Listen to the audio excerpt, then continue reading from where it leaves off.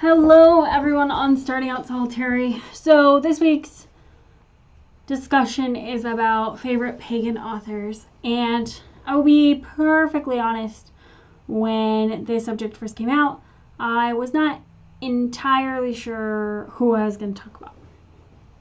So I think we're going to end up doing this a little bit differently. So some of my favorite authors, or the authors that have lasted the longest with me, are Raymond Buckland, because I like the very dry way that certain things he writes is. It's just very much, this is my thoughts, these are the facts, blah, blah, blah. Scott Cunningham, I adore.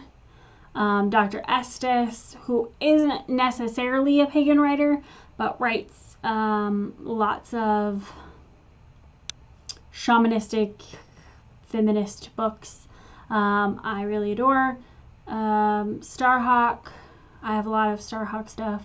The one that stands out to me that I don't necessarily have very much of anymore is Fiona Horn.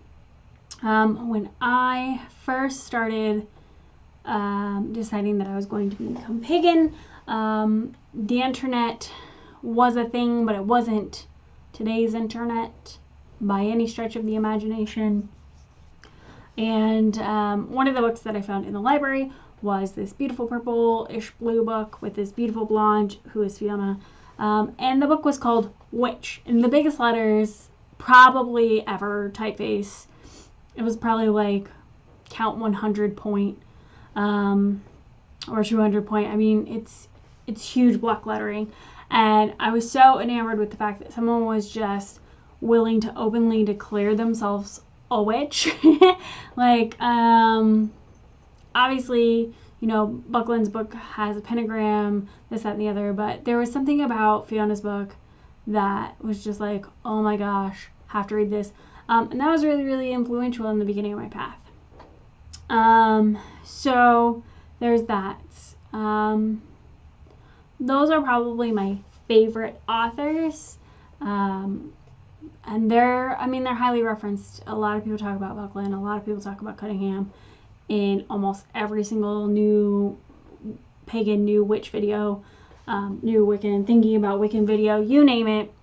Those people are on it. Starhawk tends to be the older generation of pagans, but still an amazing asset. Let's talk about some authors that are extremely prevalent. Not necessarily my favorite, but also good resources.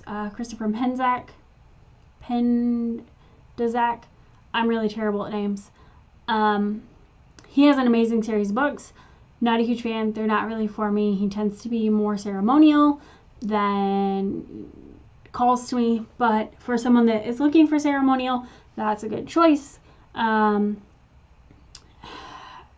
much as I cringe saying this, I have to admit that I've read several of the books, and in the beginning of my practice, they were very useful.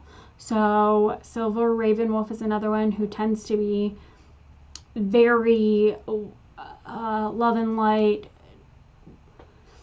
Wiccan based. There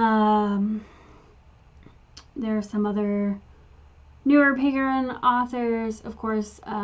If you're interested in Alexandrian witchcraft, Maxine and Alexander's are good references. There are tons of references. It's just a matter of what you're interested in. The other one that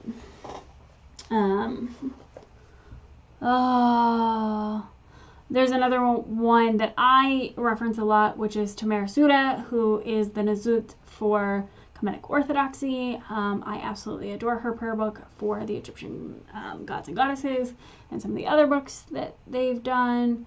Another book that I really like is from another YouTuber, and I am not going to attempt her name because I don't remember it, but if you look her up on YouTube, she's the Independent Kemetic. So I really like her stuff. There are also Druidic orders, if you're interested in that. There are tons of amazing pagan authors. It's just a matter of finding what is of interest to you. and exploring those authors. So I will leave some suggestions in the comments. Leave a comment down below. Why not? We'll use Silver Ravenwolf. Do you tend to, when you're explaining your practice to another person, or if somebody's asking you about reference materials, do you recommend Silver Ravenwolf? Why or why not? Let me know in the comments below. I'm interested. And I will see you guys next Thursday.